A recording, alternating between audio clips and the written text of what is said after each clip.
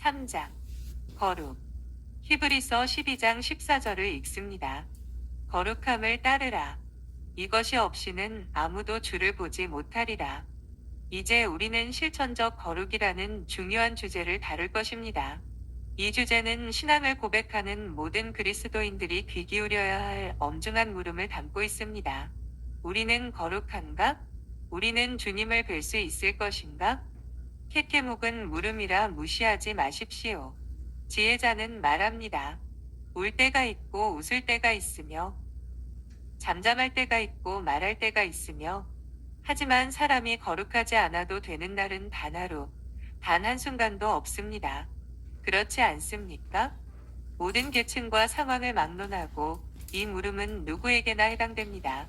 부자도 있고 가난한 사람도 있습니다. 배운 사람과 배우지 못한 사람, 주인과 종도 있습니다. 하지만 사람이 거룩하지 않아도 되는 상황, 거룩하지 않아도 되는 지위나 신분 따위는 없습니다. 그렇지 않습니까? 위의 물음에 대답해 보십시오. 하나님 앞에서 우리는 마땅히 거룩해야 할 만큼 거룩합니까? 소란스럽고 분주하게 오가는 세상에서 잠시 걸음을 멈추고 단 몇 분이라도 거룩의 문제를 숙고해 봅시다. 좀 더 대중적이고 인기 있는 주제를 택했다면 한결 다루기가 수월했을 것입니다. 그러나 우리 영혼에 이보다 더 시의적절하고 합당한 주제는 없습니다. 하나님께서는 거룩함을 따르라. 이것이 없이는 아무도 주를 보지 못하리라고 분명히 말씀하십니다. 이제 우리는 참된 거룩이 무엇이고 참된 거룩이 왜 필요한지 그리고 결론적으로 거룩에 이르는 유일한 길은 무엇인지 알아보려고 합니다. 하나님께서 우리를 도우시기를 바랍니다. 앞장에서는 이 주제에 대해 교리적 측면에서 접근했습니다. 이번에는 좀 더 평이하고 실천적인 관점에서 제시해 보도록 하겠습니다. 먼저 무엇이 참되고 실천적인 거룩인지, 다시 말해 하나님께서는 어떤 사람을 거룩하다고 하시는지 살펴보겠습니다. 많이 힘쓰고 애쓰면서도 결코 참된 거룩에 이르지 못하는 사람이 있습니다. 그에게 지식이 없어서가 아닙니다. 발람에게도 지식은 있었습니다. 위대한 신앙 고백이 없어서도 아닙니다. 가룟 유다도 신앙 고백을 했습니다. 많은 일을 한다고 되는 것도 아닙니다. 헤롯도 많은 일을 했습니다. 어떤 신앙의 문제에 열심을 낸다고 되는 것도 아닙니다. 예후가 그랬습니다. 도덕의 문제도 아니고 겉으로 드러나는 행실의 문제도 아닙니다. 젊은 부자 관원이 그런 사람이었습니다. 설교 듣기를 즐겨한다고 되는 것도 아닙니다. 에스겔이 활동하던 시대에 유대인이 그랬습니다. 경건한 사람과 함께 일한다고 되는 것도 아닙니다. 요압과 게하시가 그랬고 데마가 그랬습니다. 그러나 이들 중 어느 누구도 거룩하지 않습니다. 이런 특징만으로는 거룩하다고 말할 수 없습니다. 이런 특징 가운데 어느 한 가지를 가졌다 해도 그것 때문에 주님을 볼 수 있는 것은 아닙니다. 그렇다면 무엇이 참되고 실천적인 거룩입니까? 참으로 답하기 어려운 물음입니다. 성경에 부합하게 거룩을 정의하는 것이 어렵다는 것이 아닙니다. 저는 거룩에 대해 마땅히 해야 할 말을 다 하지 못할 뿐 아니라 불완전한 견해를 피력하게 될까 두렵습니다. 또는 거룩에 대해 허튼 말을 해서 해를 끼칠까 두렵습니다. 그럼에도 불구하고 우리 마음의 눈이 분명히 깨닫고 볼 수 있도록 거룩에 대해 말해보도록 하겠습니다. 하지만 제가 말한 모든 것은 기껏해야 빈약하고 불완전한 설명일 뿐이라는 사실을 잊지 마십시오. 성경에 드러난 하나님의 생각을 마음에 품는 습성이 거룩입니다. 하나님의 판단과 합치하는 그분이 미워하시는 것을 미워하고 사랑하시는 것을 사랑하는 습관이고 이 세상의 모든 것을 하나님의 말씀의 잣대로 판단하는 성향입니다. 하나님의 생각에 전적으로 부합한 사람이 가장 거룩한 사람입니다. 첫째, 거룩한 사람은 죄로 드러난 모든 것을 피하고 알려진 모든 계명을 지키려고 애씁니다. 그는 하나님을 향해 분명히 돌아선 사람이고 온 마음으로 그분의 뜻을 행하고자 하며 세상을 실망시키는 것보다 하나님을 슬프게 하는 것을 더 두려워하고 그분의 모든 길을 사랑하는 사람입니다. 사람으로는 하나님의 법을 즐거워 한다고 말한 바울과 같은 것을 느끼는 사람입니다. 내가 범사의 모든 주의 법도들을 바르게 여기고 모든 거짓 행위를 미워한다고 말한 다윗과 같은 마음을 가진 사람입니다. 둘째, 거룩한 사람은 우리 주 예수 그리스도처럼 되고자 분투합니다. 날마다 그분을 믿어 평강과 능력을 받아 누릴 뿐 아니라 그분의 마음을 품고 그분의 형상을 본받고자 애쓰는 사람입니다. 그는 그리스도가 우리를 용서하신 것 같이 다른 사람을 용납하고자 합니다. 그리스도가 자기를 기쁘게 하지 않으신 것처럼 자신을 기쁘게 하지 않으려고 합니다.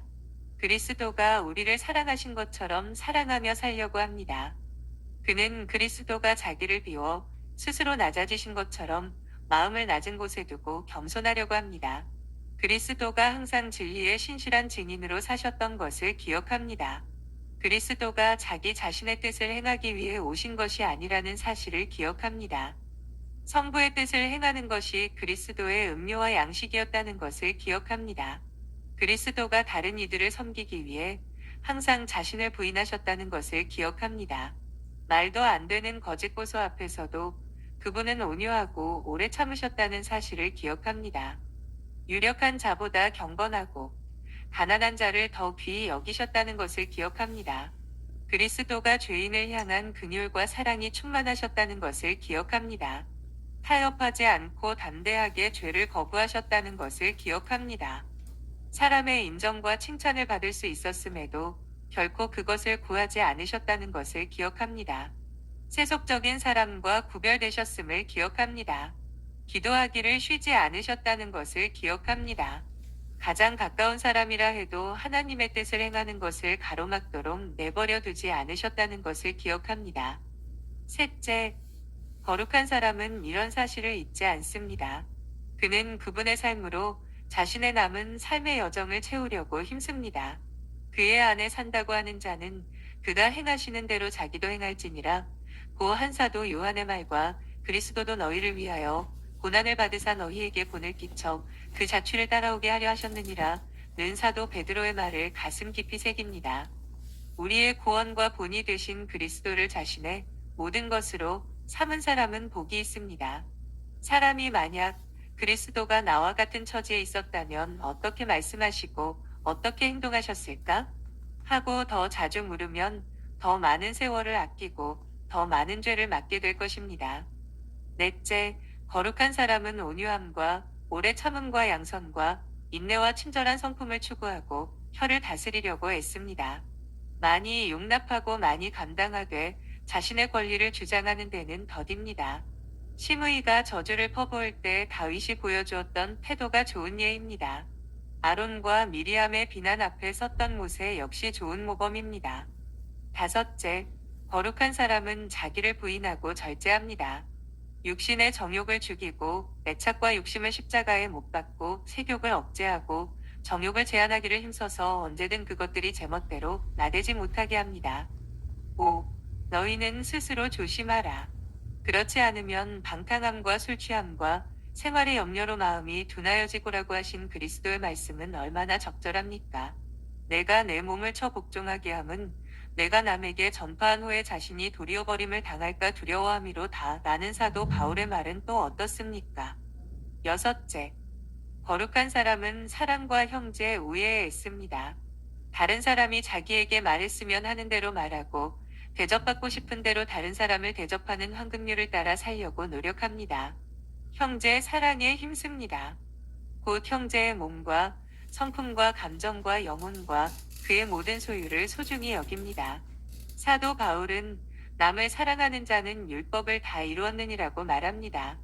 이런 사람은 모든 거짓말과 비방과 뒷담화와 속임수와 부정직과 부정한 거래를 혐오하되 지극히 사소한 것도 싫어합니다. 성전에서 사용하는 세겔과 규빗은 일상적으로 사용하는 단위보다 더 큰 가치를 가집니다. 거룩한 사람은 모든 외적인 행실과 품위로 자기 신앙을 더 빛나게 하고 주변 모든 사람이 보기에 더욱 사랑스럽고 아름답게 변해갑니다. 하지만 신앙을 가졌다고 하는 이 시대의 많은 그리스도인들의 행실을 산상수훈이나 고린도전서 13장과 나란히 놓고 비교해보면 이 복된 말씀들은 차라리 우리를 정죄하는 말씀과도 같습니다. 이 일을 어찌하면 좋단 말입니까? 일곱째, 거룩한 사람은 다른 사람을 자비와 박애의 정신으로 대하려고 애씁니다. 하루 종일 할 일 없이 빈둥거리거나 하지 않습니다. 다른 사람에게 해를 끼치지 않는 정도에서 만족하지 않고 선을 베풀려고 합니다. 할 수 있는 한자기 세대에 유익한 사람이 되고 주변의 영적 궁핍함과 비참함을 덜어주려고 애씁니다. 이런 사람은 도르가처럼 행합니다. 선행과 구제하는 일이 심히 많더니 그녀는 선행과 구제를 이야기하고 제안하는 것만으로 그친 것이 아니라 실제로 행동했습니다. 이런 사람은 또한 사도 바울과 같습니다. 그는 말했습니다. 내가 너희 영혼을 위하여 크게 기뻐함으로 재물을 사용하고 또 내 자신까지도 내어주리니 너희를 더욱 사랑할수록 나는 사랑을 덜 받겠느냐. 여덟째, 거룩한 사람은 순전한 마음을 추구합니다. 영혼이 더럽게 되거나 부정하게 되는 것을 가장 두려워하여 그렇게 될 만한 모든 것을 피합니다. 자신의 마음은 조그만 불똥이 튀어도 금방 타오르는 부식깃과 같음을 잘 알기 때문에 유혹의 불꽃이 마음에 튀지 않도록 부단히 노력합니다. 다윗 같은 사람도 넘어졌는데 감히 누가 자신할 수 있겠습니까? 구약의 의식법에서도 많은 통찰을 얻을 수 있습니다. 이 법 아래에서는 뼈나 시체나 무덤이나 괴병에 걸린 사람을 닿기만 해도 즉시 하나님의 목전에 부정하게 됩니다. 물론 오늘날에는 이런 법이 상징과 표상으로 주어져서 문자 그대로 지키려고 하는 그리스도인은 거의 없지만 말입니다. 아홉째, 거룩한 사람은 하나님을 경외합니다. 하나님을 경외한다는 것은 벌 받을까 무서울 때만이라고 그럴 염려가 없을 때는 게으름을 피우는 노예근성에서 비롯된 두려움을 의미하지 않습니다. 오히려 아버지를 사랑하기 때문에 항상 아버지 목전에 있는 것처럼 행하는 아들로서의 두려움을 말합니다. 이에 대한 좋은 모범으로는 느헤미야가 있습니다. 그는 예루살렘에 총독이 되었을 때 전임자들처럼 유대인에게 세금을 부과하고 돈을 거두어 드릴 수 있었습니다. 그렇게 한다고 해서 아무도 그를 비난할 사람은 없었습니다. 하지만 그는 이렇게 말했습니다. 나는 하나님을 경외함으로 이같이 행하지 아니하고. 열 번째, 거룩한 사람은 겸손합니다. 마음을 낮은 데 두고 항상 다른 사람을 자기보다 더 낮게 여깁니다. 다른 사람의 마음보다 자기 자신의 마음에서 더 많은 악을 발견합니다.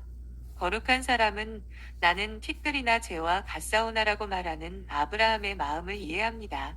나는 미쳐나온이라고 말했던 욥의 마음도 이해합니다.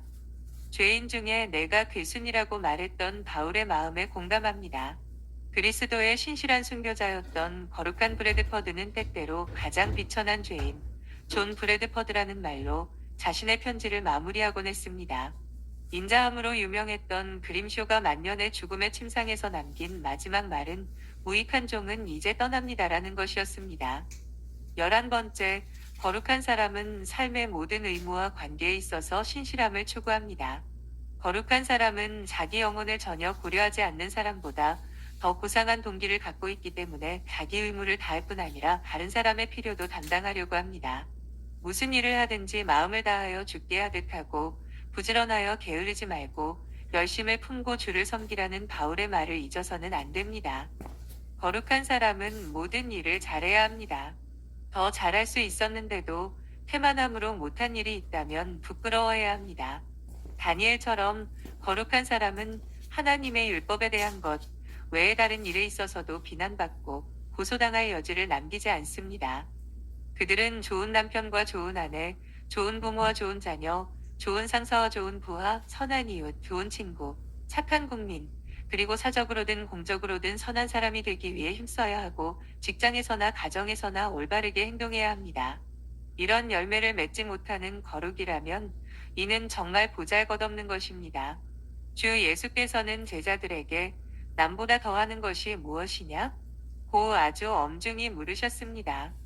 12번째, 마지막으로 거룩한 사람은 영적 사고방식을 갖기 위해 힘씁니다.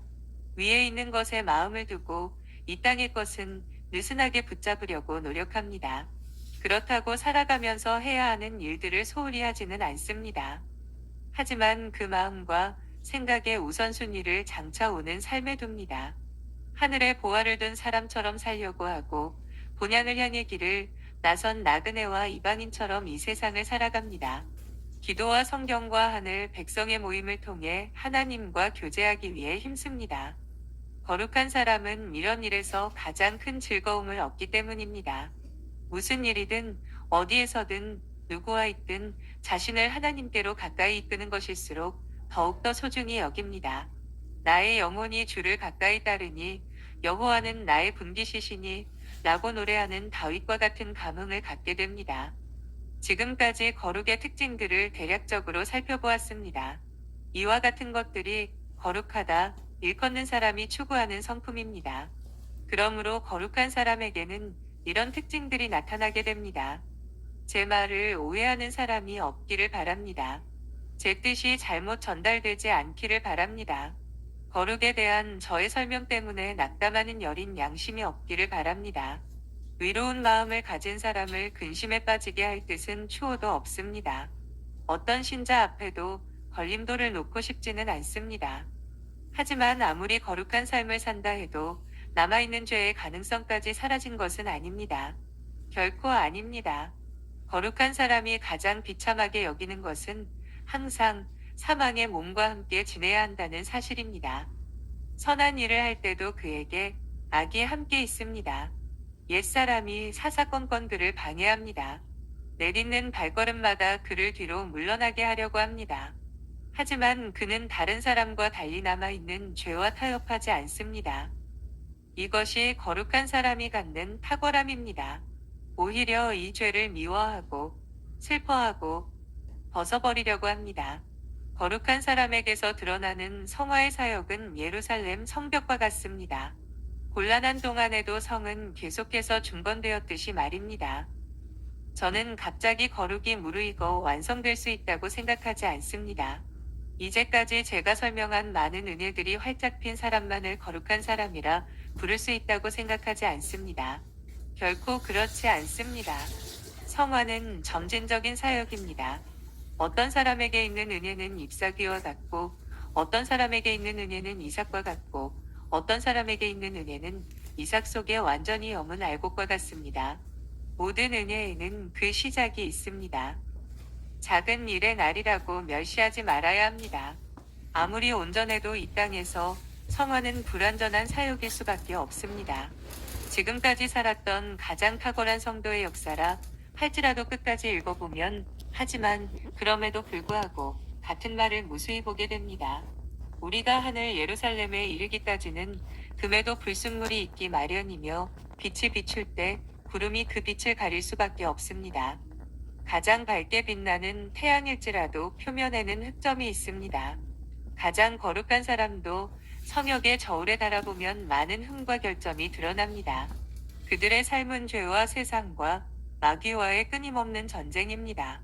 때로는 전쟁에서 이기지 못하고 오히려 정복당할 때도 있습니다. 육체는 항상 성령을 대적하고 성령은 육체를 대적합니다. 우리는 모두 실수가 많습니다. 하지만 이 모든 사실에도 불구하고 부족하게나마 앞서 묘사한 성품을 갖는 것이야말로 모든 참된 그리스도인이 중심으로 바라는 바요 간절한 기도 제목입니다. 비록 다다르지 못한다 해도 그들은 계속 전진합니다. 얻지 못한다 해도 그들은 항상 추구합니다. 이것이 현재의 모습은 아니라 해도 그들이 항상 거룩을 위해 힘쓰고 애씁니다. 저는 참된 거룩이야말로 위대한 실제라고 담대하고 확신있게 말할 수 있습니다. 참된 거룩은 사람 안에 있는 실제로서 주변 사람의 눈에 드러나 보이고 그들이 알 수 있고 느낄 수 있습니다. 거룩은 빛입니다. 만약 거룩이 있다면 그것은 스스로 자기를 드러낼 것입니다. 거룩은 소금입니다. 만약 거룩이 있다면 그 맛이 느껴질 것입니다. 거룩은 값비싼 향료입니다. 만약 거룩이 있다면 그 향기를 피해 숨을 수 없습니다.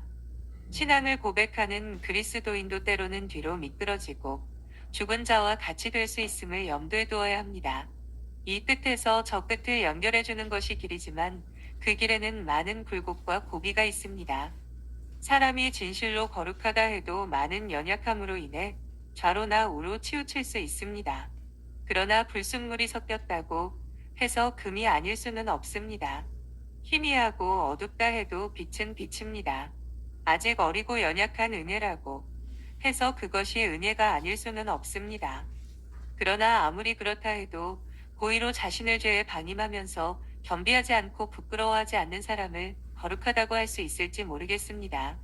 의무라고 알려진 일을 습관적으로 무시하고 하나님께서 하지 말라고 명령한 것을 고의로 행하는 사람을 거룩하다고 할 수 없습니다. 쇠는 다음과 같이 잘 말해주었습니다. 죄를 가장 무거운 짐, 슬픔, 어려움으로 여기지 않는 사람이 어떻게 참된 신자일 수 있는지 나는 이해할 수 없다. 이러한 것이 바로 실천적 거룩을 이루는 주된 특성입니다. 우리가 이 특성을 잘 알고 있는지 우리 자신을 면밀히 살펴보고 스스로를 입증해 봐야 합니다. 다음으로 실천적 거룩이 매우 중요한 몇 가지 이유를 설명해 보겠습니다. 거룩이 우리를 구원합니까? 거룩이 죄를 없이 하고 죄책을 덮으며 범과를 속량하고 우리가 하나님께 진 빚을 갚습니까? 아닙니다. 손톱만큼도 그렇게 못합니다. 거룩이 이런 일을 할 수 있다고 말할 수 없습니다. 거룩은 이런 일 가운데 어느 하나도 할 수 없습니다. 가장 탁월한 성도라 해도 전혀 무익한 종일 뿐입니다. 우리가 가장 순전한 일을 해도 하나님의 거룩한 법의 빛 아래 놓이면 누더기와 같이 드러날 뿐입니다. 예수께서 입혀주신 세마포와 믿음만이 우리의 유일한 의입니다. 그리스도의 이름이 우리의 유일한 자랑입니다. 우리 이름이 어린 양의 생명책에 기록된 것 때문에 우리는 천국에 갑니다. 우리가 거룩하다 해도 우리는 여전히 죄인일 수밖에 없습니다. 우리가 하는 가장 탁월한 일조차도 불완전하고 오염되어 있습니다. 그 동기는 그릇되었으며 그 행위는 결점투성이입니다. 율법의 행위로는 그 어떤 아담의 후손도 결코 의롭게 될 수 없습니다. 너희는 그 은혜에 의하여 믿음으로 말미암아 구원을 받았으니 이것은 너희에게서 난 것이 아니요 하나님의 선물이라. 행위에서 난 것이 아니니 이는 누구든지 자랑하지 못하게 함이라. 그렇다면 왜 거룩이 그토록 중요합니까? 사도가 거룩함이 없이는 주님을 볼 수 없다고 말한 이유는 무엇입니까? 몇 가지 이유를 들어보겠습니다. 첫째, 우리가 거룩해야 하는 이유는 하나님께서 성경을 통해 분명히 명령하셨기 때문입니다. 주님은 자기 백성에게 말씀하셨습니다. 너희가 서기관과 바리새인보다 더 낫지 못하면 결코 천국에 들어가지 못하리라. 하늘에 계신 너희 아버지의 온전하심과 같이 너희도 온전하라. 바울은 데살로니가 교회에게 말합니다. 하나님의 뜻은 이것이니 너희의 거룩함이라. 베드로는 말합니다. 오직 너희를 부르신 거룩한 이처럼 너희도 모든 행실에 거룩한 자가 되라. 기록되었으되 내가 거룩하니 너희도 거룩할지어다 하셨느니라. 알렉산더 레이터는 이 점에서 복음과 율법이 일치한다고 말했습니다. 둘째, 우리가 거룩해야 하는 이유는 그리스도께서 세상에 오신 위대한 한 가지 이유와 목적이 거룩이기 때문입니다. 바울은 고린도 교회에게 이렇게 씁니다. 그가 모든 사람을 대신하여 죽으심은 살아있는 자들로 하여금 다시는 그들 자신을 위하여 살지 않고 오직 그들을 대신하여 죽었다가 다시 살아나신 이를 위하여 살게 하려 함이라. 그는 에베소 교회에 그리스도께서 교회를 사랑하시고 그 교회를 위하여 자신을 주심은 깨끗하게 하사 거룩하게 하시려는 것이라고 말합니다. 그리고 디도에게는 이렇게 말합니다. 그가 우리를 대신하여 자신을 주심은 모든 불법에서 우리를 속량하시고 우리를 깨끗하게 하사 선한 일을 열심히 하는 자기 백성이 되게 하려 하심이라. 한마디로 사람이 죄책으로부터 구원받는 것은 말하면서 그 마음이 죄의 지배에서 벗어나는 것에 대해 말하지 않는다면 성경의 모든 증거에 반하는 것입니다.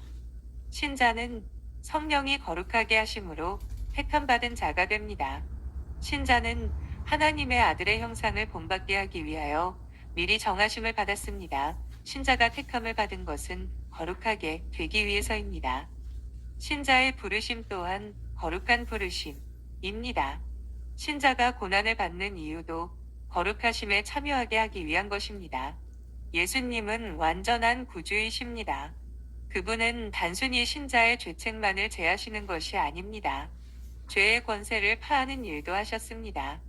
세 번째, 우리가 거룩해야 하는 이유는 주 예수 그리스도를 믿는 구원의 믿음을 가졌다는 유일하게 바른 증거가 거룩이기 때문입니다. 성공의 종교강령 제12조는 말합니다. 선행이 우리 죄를 없이 하지 못하고 하나님의 심판의 맹렬함을 견디게 할 수는 없다. 그러나 선행은 그리스도 안에서 하나님이 기뻐하시고 받으실 만한 일이고 참되고 생명력 있는 믿음으로부터 솟아나는 것이다. 열매로 나무를 알듯이 선행을 통해 믿음이 살아있다는 것이 분명히 증거된다. 야고보 사도는 입술에 고백만 있고 성품에는 전혀 영향을 주지 않는 죽은 믿음을 경고합니다. 구원 얻는 참된 믿음은 이와는 전혀 다릅니다. 참된 믿음은 항상 그 열매를 통해 드러납니다. 참된 믿음은 거룩하게 합니다. 사랑으로 역사하고 세상을 이깁니다. 마음을 청결하게 합니다. 사람들은 임종시에 나타난 믿음의 증거들에 대해 말하기를 좋아합니다. 죽음에 대한 두려움, 고통과 연약함 가운데 고백한 말을 듣고 안도합니다. 고백한 당사자도 자신의 고백에 위로를 얻고 눈을 감았을 것입니다. 하지만 10중 8구 그런 증거는 신뢰할 만하지 못합니다. 아주 드문 경우를 제외하고 사람은 대체로 자기가 살아온 그대로 죽습니다.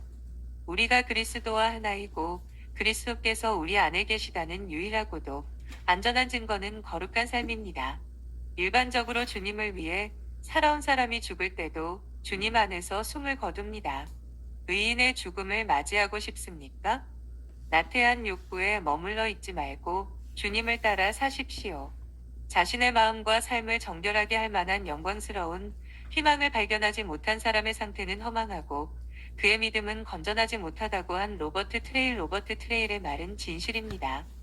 넷째, 우리가 거룩해야 하는 이유는 주 예수 그리스도를 신실하게 사랑하는 유일한 증거가 거룩이기 때문입니다. 요한복음 14, 15장에서 주님은 분명히 말씀하십니다. 너희가 나를 사랑하면 나의 계명을 지키리라. 나의 계명을 지키는 자라야 나를 사랑하는 자니. 사람이 나를 사랑하면 내 말을 지키리니. 너희는 내가 명하는 대로 행하면 곧 나의 친구라. 이보다 더 분명한 말씀도 없습니다. 이 명백한 말씀을 무시하는 사람에게 화가 있을 것입니다. 예수께서 죄로 말미암아 고난 당하셨다는 것을 알면서도 여전히 그 고난을 불러온 장본인인 죄와 짝하는 영혼은 온전하지 못합니다.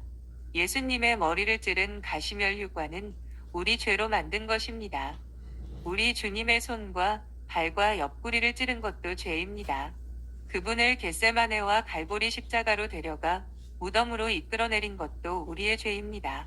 오른손을 잘라버리고 오른눈을 빼내어 버리기까지 죄를 미워하지 않는다면, 또 죄를 없애기 위해 노력하지 않는다면 우리 마음은 사늘하게 식은 무정한 마음임에 틀림없습니다. 다섯째, 우리가 거룩해야 하는 이유는 하나님의 참된 자녀된 유일하고 건전한 증거가 거룩이기 때문입니다. 이 세상에 태어나는 아이들은 하나같이 그 부모를 닮습니다. 물론 사람에 따라 닮는 정도가 다르기는 해도 누가 어느 집 아이인지 알아볼 수 없을 정도는 아닙니다. 하나님의 자녀도 마찬가지입니다. 주 예수님은 말씀하십니다. 너희가 아브라함의 자손이면 아브라함이 행한 일을 할 것이거늘 하나님이 너희 아버지였으면 너희가 나를 사랑하였으리니. 하늘 아버지를 닮지 않은 사람이 스스로 하나님의 자녀라 말해봐야 헛된 것입니다. 거룩에 대해 알지 못하는 사람은 자기가 원하는 대로 합니다. 성령은 그런 사람과 함께하지 않습니다. 그렇다면 우리는 죽은 것입니다. 우리는 다시 살아나야 합니다. 우리는 잃어버린 자입니다. 다시 회복되어야 합니다. 하나님의 영으로 인도함을 받는 사람은 곧 하나님의 아들이라. 삶으로 자신이 어느 가문 사람인지 나타낼 수 있어야 합니다. 사람들이 우리의 착한 행실을 통해 우리가 거룩하신 분의 참자녀라는 것을 알 수 있어야 합니다. 그렇지 않으면 우리의 자녀됨은 공허한 이름뿐입니다. 거룩한 삶으로 당신의 혈통을 증거하지 못한다면 당신이 하나님으로부터 난 자이며 당신에게 왕족의 피가 흐른다고 말하지 말라고 윌리엄 버널은 말했습니다.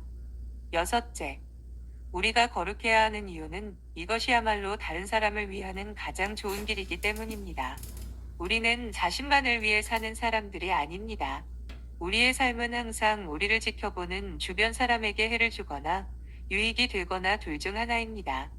우리의 삶은 우리 주변 사람들에게 하는 무언의 설교입니다. 우리의 삶이 때로 하나님의 뜻을 이루는 설교가 아니라 마귀의 뜻을 이루는 도구가 되는 것이 서글픕니다. 신자의 거룩한 삶은 우리가 인식하는 것보다 그리스도의 나라에 훨씬 더 많은 영향을 미칩니다. 사람들로 생각하고 느끼게 하는 실제가 거룩한 삶에 있습니다. 거룩한 삶에는 다른 무엇으로도 대신할 수 없는 무게와 영향력이 있습니다. 거룩한 삶은 신앙을 아름답게 합니다. 멀리서도 보이는 등대처럼 사람들이 숙고하도록 합니다. 심판 날에는 말로 말미암지 않고 거룩한 행실로 인해 구원을 얻은 사람을 많이 보게 될 것입니다. 사람들에게 복음의 교리를 말하면 그 말에 귀 기울이는 사람이 거의 없습니다. 그 말을 이해하는 사람은 더더욱 없을 것입니다. 하지만 당신의 삶은 누구도 거부하지 못할 논증입니다. 거룩한 삶에는 가장 못 배운 사람이라도 받아들일 수밖에 없는 의미가 있습니다. 칭의 교리를 이해하지 못하는 사람도 사랑은 이해할 수 있습니다. 거룩하지도 못하고 신실하지도 못한 그리스도인의 삶은 우리가 알고 있는 것보다 훨씬 더 많은 해악을 끼칩니다. 그런 사람들은 사탄의 가장 좋은 동역자입니다. 이들은 목사가 입술로 쌓아 올린 건물을 삶으로 무너뜨립니다. 복음의 병거 바퀴가 굴러가지 못하도록 합니다. 그들의 삶은 세상 자녀들이 끝까지 그대로 남아있을 좋은 핑계거리가 됩니다. 얼마 전에 믿지 않는 한 상인이 이렇게 말했습니다. 나는 믿고 싶은 마음이 전혀 없습니다. 어떤 손님은 오기만 하면 항상 복음, 믿음, 선택, 복된 약속 등을 말해요. 그런데 그들은 기회만 있으면 1펜스라도 깎으려고 한단 말이에요. 신앙이 있다는 사람이 그렇게 하는 것을 보면 믿는 것이 무슨 의미가 있는지 잘 모르겠어요. 이런 말을 인용하게 되어서 참 유감입니다. 그리스도인의 삶으로 인해 그리스도의 이름이 너무 자주 욕을 먹습니다. 우리 행실 때문에 잃어버린 영혼들의 피값을 물지 않도록 조심해야 합니다. 규모 없고 나태한 생활로 영혼들을 죽이지 않도록 우리를 구원하소서. 거룩해야 할 다른 명분이 없다면 다른 사람을 위해서라도 거룩하려고 노력해야 합니다. 일곱째, 우리가 거룩해야 하는 이유는 지금 누리는 위로가 거룩에 많이 좌우되기 때문입니다. 이 사실은 아무리 강조해도 지나침이 없습니다. 안타깝게도 우리는 죄와 슬픔, 거룩과 행복, 성화와 위로 사이가 얼마나 긴밀한지 자주 잊어버립니다. 하나님께서는 그 풍성한 지혜로 우리의 안녕과 선행을 아주 밀접하게 행으셨습니다. 자비가 풍성하신 하나님은 사람이 이 세상에서도 거룩해지는 것에 관심을 갖게 하셨습니다. 우리의 칭의는 행위로 말미암지 않습니다. 우리의 부르심과 선택 역시 우리의 행위를 따라 되는 것이 아닙니다. 하지만 선한 일에 무관심하고 거룩한 삶을 살려고 힘쓰지 않으면서 자신의 칭의를 아주 생생하게 느끼고 부르심의 확신을 갖고 있다는 것은 부질없는 소리입니다. 우리가 하나님의 계명을 지키면 이것으로 우리가 하나님을 참으로 알고 있음을 알게 됩니다. 이렇게 함으로써 우리가 진리에서 났음을 우리는 알게 되고 하나님 앞에서 확신을 가지게 될 것입니다. 점 어둡고 흐린 날에도 금방 햇빛이 비칠 것을 기대합니다. 그리스도를 온전히 따르지 못하고 있는 신자라 해도 그리스도로부터 오는 강한 위로를 기대할 수 있습니다. 제자들은 위험을 피하고자 주님을 버리고 도망했습니다. 하지만 오히려 그들은 비참하고 슬펐습니다. 얼마 지나지 않아 제자들은 사람들 앞에서 용감하게 주님을 고백했습니다. 매맞고 감옥에 던져졌습니다. 하지만 그들은 그 이름을 위하여 능욕받는 일에 합당한 자로 여기심을 기뻐했습니다. 다른 이유가 없다면 우리 자신을 위해서라도 거룩하려고 애씁시다. 예수님을 가장 온전히 따르는 사람은 항상 가장 편안하게 주님을 따를 것입니다. 여덟째, 마지막으로 우리가 거룩해야 하는 이유는 이 땅에서 거룩하지 않으면 천국을 준비할 기회가 없기 때문입니다. 천국은 거룩한 곳입니다. 천국의 주님은 거룩하신 분입니다. 천사는 거룩한 피조물입니다. 천국의 모든 것은 거룩이 깃들어 있습니다. 요한계시록은 분명히 말합니다. 속된 것은 무엇이나 그 도시에 들어가지 못하고 가증한 일과 거짓을 행하는 자도 절대로 거기에 들어가지 못합니다. 여러분에게 호소합니다. 우리가 거룩해지지 않고 죽는다면 어떻게 우리가 천국에서 편하고 행복할 수 있겠습니까? 죽음이 우리를 변화시키지 않습니다. 무덤 역시 아무것도 변화시키지 못합니다. 각자가 숨을 거둘 때에 그 성품으로 다시 일어나게 됩니다. 지금 여기서 거룩에 대해 외인이라면 우리가 머물 곳은 어디에도 없습니다. 거룩이 없이 천국에 들어가도록 허락되었다고 칩시다. 그곳에서 무엇을 하실 것입니까? 거기서 여러분이 누릴 즐거움은 무엇입니까? 거룩한 모든 성도들 중 누구에게 가며 누구 곁에 앉겠습니까? 그곳에서 신자가 누리는 즐거움은 여러분이 누리는 것과 다릅니다. 좋아하는 것도 다르고 성품도 다릅니다. 여러분이 이 땅에서 거룩하지 못했다면 어떻게 그곳에서 행복하게 살 수 있겠습니까? 아마 지금 여러분은 경망스럽고 부주의하고 세상에만 집착하고 탐욕스럽고 방탕하고 쾌락만 추구하고 불경한 사람과 함께 있는 것이 좋을지 모르겠습니다. 그런데 천국에는 그런 사람이 단 한 명도 없습니다. 아마 지금 하나님을 믿는 성도들이 너무 엄격하고 까다롭고 진지한 사람들처럼 여겨져 그들과 함께 있기를 싫어할지도 모르겠습니다. 하지만 천국에는 이런 사람만 있는데 어떡합니까?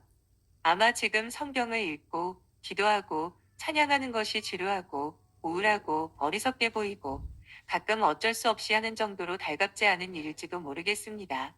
안식일인 주일이 부담스럽고 지루하고 하나님을 예배하는 시간은 아무리 짧아도 너무 번거롭고 버거울 수도 있습니다. 하지만 기억하십시오. 천국은 영원한 안식일입니다. 천국에 사는 사람은 거룩하다, 거룩하다, 거룩하다. 주 하나님 곧 전능하신 이여 하고 밤낮 부릅니다. 어린 양의 노래를 쉬지 않습니다. 거룩하지 않은 사람이 이런 일을 즐겨 할 리가 만무합니다. 평생 다윗이나 바울이나 요한이 반대했던 일을 일삼았던 사람이 그들을 다시 만나는 것이 기쁠까요? 그들과 즐겁게 이야기하면서 자기와 공통점이 참 많다고 여기겠습니까? 그리스도를 죽게 한 죄와 짝하고 그리스도의 원수들을 사랑하고 그리스도의 친구들을 멸시한 사람이 십자가에 못 박히신 그리스도를 기쁨으로 만나 뵐 수 있을까요? 그분 앞에 나아가 이는 우리의 하나님이시라 우리가 그를 기다렸으니 우리는 그의 구원을 기뻐하며 즐거워하리라고 확신 가운데 외칠 수 있겠습니까? 그 혀가 수치로 그 입천장에 달라붙어 버린 거룩하지 못한 사람은 그 자리에서 제발 빨리 쫓겨나는 것만 바라지 않겠습니까? 알지 못하는 낯선 땅에 있는 이방인처럼 느낄 것입니다. 그리스도의 거룩한 양떼 가운데 있는 검은 염소처럼 스스로 여겨질 것입니다. 스랍과 그룹들, 천사들과 천사장의 노래, 그리고 천국의 모든 소리가 도무지 알아들을 수 없는 말로 들릴 것입니다. 천국의 공기도 너무 답답하게 느껴질 것입니다. 다른 사람은 어떻게 생각할지 모르지만 거룩하지 못한 사람에게 천국은 가장 불행한 장소가 될 것이 분명합니다. 사람들은 막연하게 천국에 가고 싶다고 말합니다. 하지만 그들은 지금 자신이 말하는 것이 무슨 의미인지 모릅니다. 빛 가운데 있는 성도의 기업을 얻기에 합당하게 되어야 합니다. 우리의 마음이 어느 정도는 일치를 이루어야 합니다. 영광의 거룩한 날에 들어가기 위해서는 은혜의 학교에서 받는 훈련을 통과해야 합니다. 지금 우리의 삶을 통해서 천국에 합한 마음이 되어야 합니다. 천국의 미각을 갖고 있어야 합니다. 그렇지 않으면 다가오는 삶을 천국에서 누리지 못할 것입니다. 논의를 더하기 전에 몇 가지 적용점을 말하고자 합니다. 첫째, 여러분에게 묻습니다. 여러분은 거룩합니까? 오늘 여러분에게 묻는 물음을 잘 들으십시오. 지금까지 이야기해온 거룩에 대해 조금이라도 알고 있습니까? 여러분이 교회에 매주 가는지, 세례를 받았는지, 성찬에는 참여하는지, 그리스도인이란 이름을 갖고 있는지 묻는 것이 아닙니다. 이 모든 것 이상에 무엇이 있는지 묻는 것입니다. 여러분은 거룩합니까? 아니면 거룩하지 않습니까? 거룩한 사람을 분별할 수 있는지, 또는 거룩한 사람의 전기를 읽는 것을 좋아하는지, 거룩한 것에 대해 말하기를 즐겨하는지, 책상에 경건서적이 놓여 있는지, 거룩해지고 싶은 의향이 있는지, 언젠가는 거룩해질 것이라는 희망을 갖고 있는지 묻는 것이 아닙니다. 그 이상의 것을 묻고 있습니다. 이 말을 듣고 있는 여러분은 지금 거룩합니까? 아니면 거룩하지 않습니까? 이렇게 직설적이고 강하게 묻는 이유는 성경이 거룩함이 없이는 아무도 하나님을 볼 수 없다고 말하기 때문입니다. 제 생각이 아닙니다. 성경에 기록되어 있는 것입니다. 사람의 의견이나 말이 아닙니다. 하나님의 말씀입니다.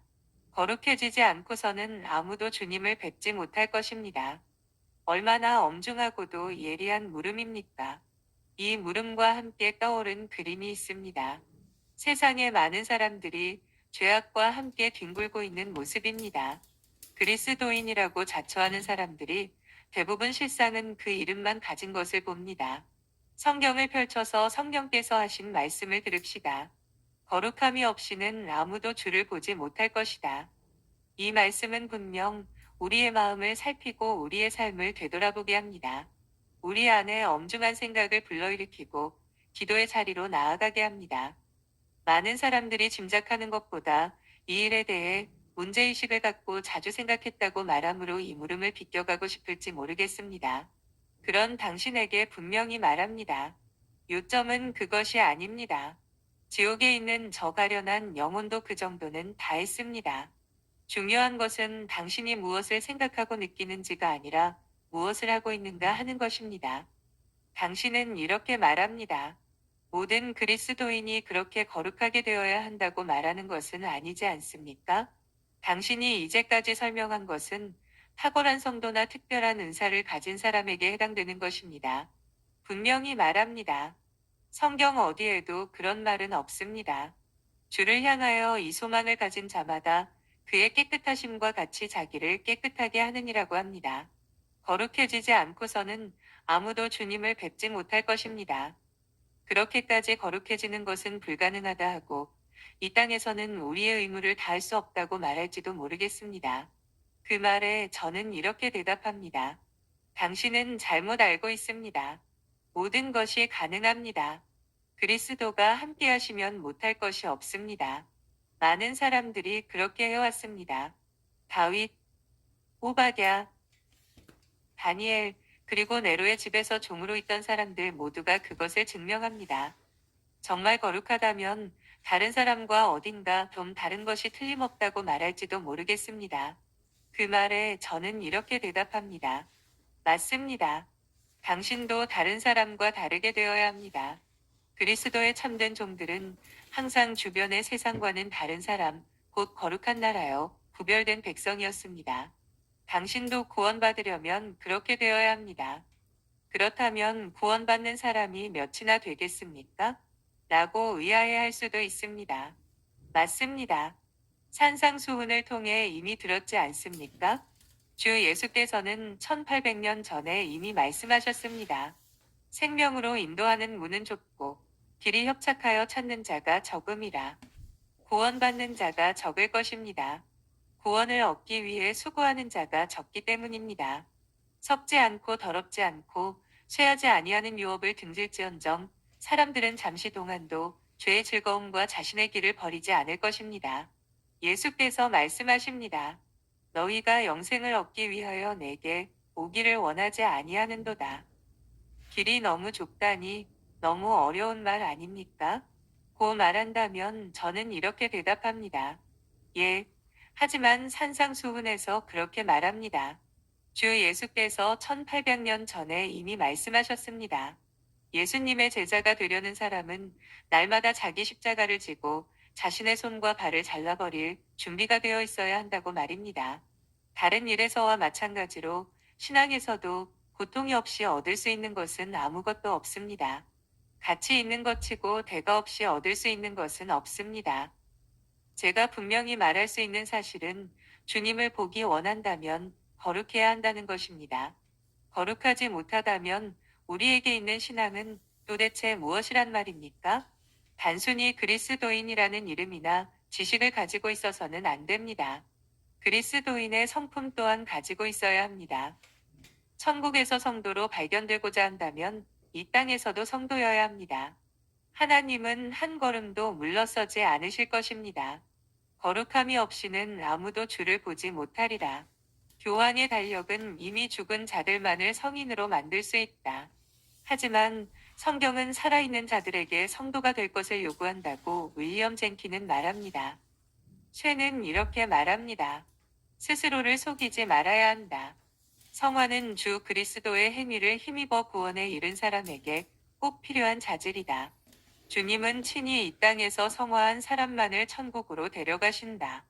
살아계신 머리께서는 죽은 지체를 허락하지 않으신다. 성경에서 주님이 너희가 다시 태어나야 한다고 하실 때 의아하게 여기지 말아야 합니다. 그리스도인이라 자처하는 많은 사람에게 완전한 변화, 새 마음과 새 본성가 필요합니다. 구원받고 싶다면 말입니다. 옛것은 지나가고 새로운 피조물이 되어야 합니다. 거룩함이 없이는 그가 누구든지 간에 아무도 주를 보지 못합니다. 둘째, 다음으로 제가 여러분에게 묻고 싶은 것은 거룩의 중요성에 대해 과연 얼마만큼 느끼고 있는가? 하는 것입니다. 이 주제를 대하는 이 시대의 성향이 염려됩니다. 주님의 백성이 이 주제에 걸맞는 생각과 관심을 기울이고 있는지 의심스럽습니다. 우리는 은혜 안에서 자라간다는 교리를 간과합니다. 사람이 신앙을 고백하면서도 여전히 은혜가 없고 하나님 앞에 죽은 자일 수도 있다는 사실을 충분히 생각하지 않는 경향이 있습니다. 가룟 유다도 겉으로는 여느 사도와 다르지 않았다고 믿습니다. 주께서 제자 중 하나가 배반할 것이라고 말씀하셨을 때 그 사람이 유다 맞지요? 라고 물은 사람은 아무도 없었습니다. 사대 교회와 라우디게아 교회도 우리에게 많은 것을 시사합니다. 거룩을 또 다른 우상으로 삼고 싶은 마음은 추호도 없습니다. 그리스도를 그 보좌에서 끌어내리고 그 자리에 거룩을 앉히고 싶지 않습니다. 그러나 성화는 겉으로 드러나는 것 이상으로 이 시대가 더 많이 생각해야 할 주제라고 확신합니다. 그래서 여러분에게 이토록 강력하게 도전하는 것입니다. 하나님께서 친히와 성화를 하나 되게 하셨다는 사실을 사람들은 자주 잊습니다. 이 둘은 서로 구별되고 다른 것이 분명하지만 결코 따로 있지 않습니다. 의롭다함을 받은 사람은 모두 성화되고 성화된 모든 사람은 의로운 사람입니다. 하나님이 짝지어 주신 것을 사람이 나눌 수 없습니다. 여러분에게 성화의 표지가 없다면 여러분의 친의에 대해 말하지 마십시오. 여러분 안에 있는 성령의 역사를 보여줄 수 없다면 그리스도의 사역이 여러분을 위한 것이라 자랑하지 마십시오. 그리스도와 성령께서 서로 나누어질 수 있다고 생각하지 마십시오.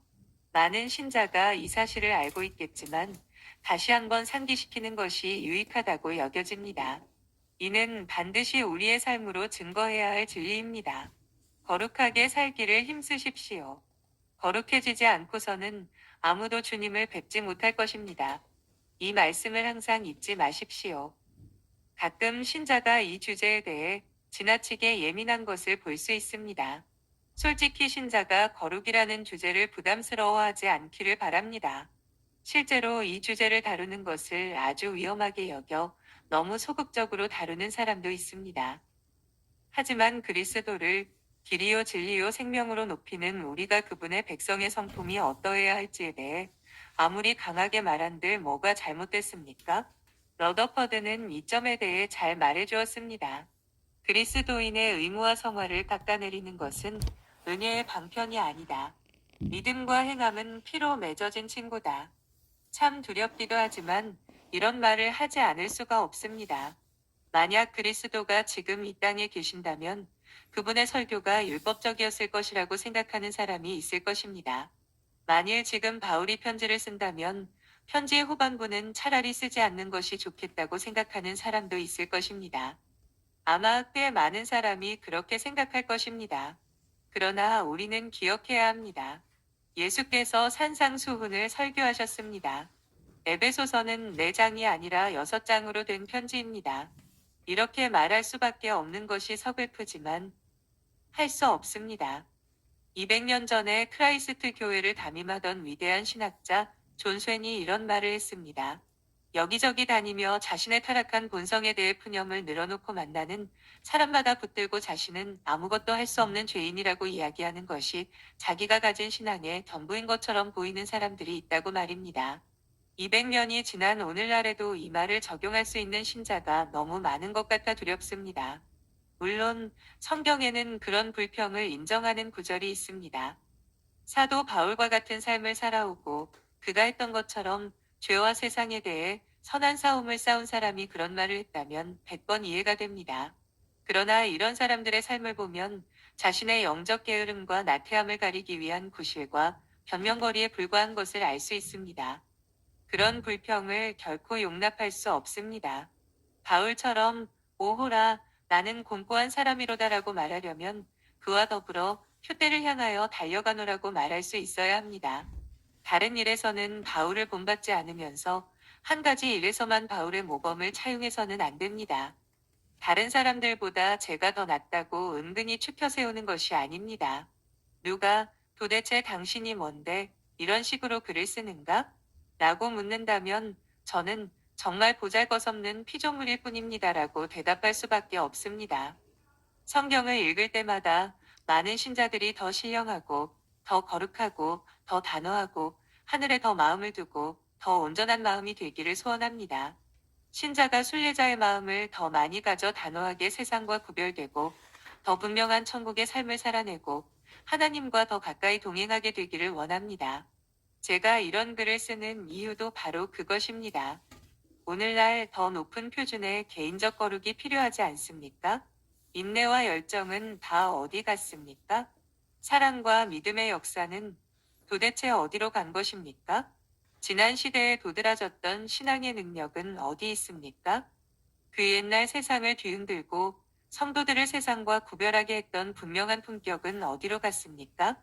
확실히 우리가 가진 은은 찌꺼기가 되었습니다. 우리의 포도주는 물탄 포도주가 되었습니다. 우리의 소금은 짠맛을 거의 잃었습니다. 모두가 반쯤 잠들어 몽롱합니다. 밤이 다 가고 여명이 가까워 옵니다. 잠들지 말고 모두 깨어 있으십시다.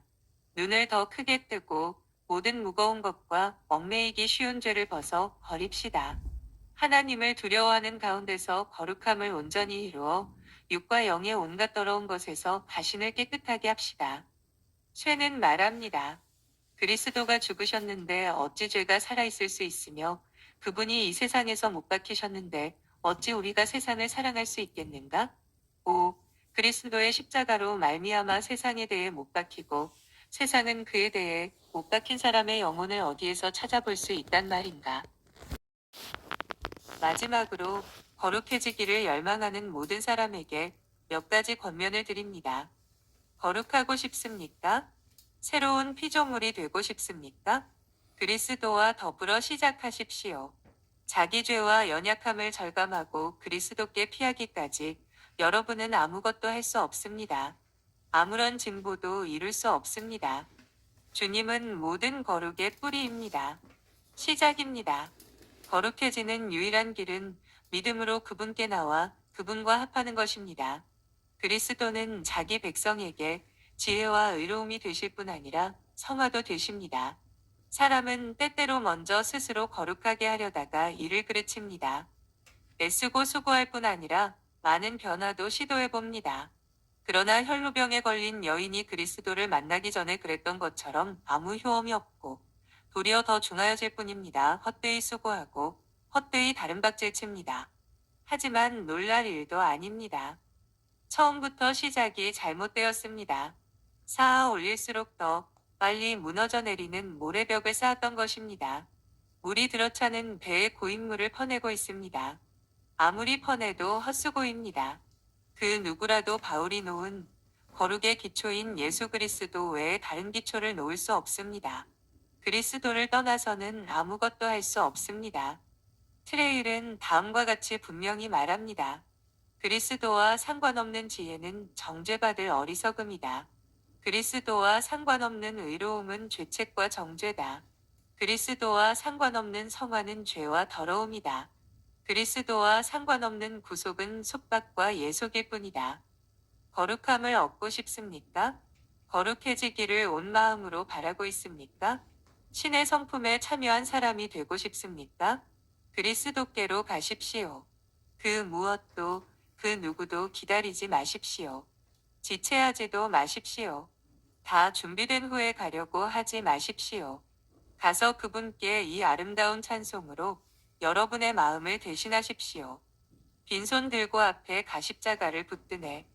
의가 없는 자라도 도와주심 바라고. 생명샘에 나가니 맘을 씻어 주소서.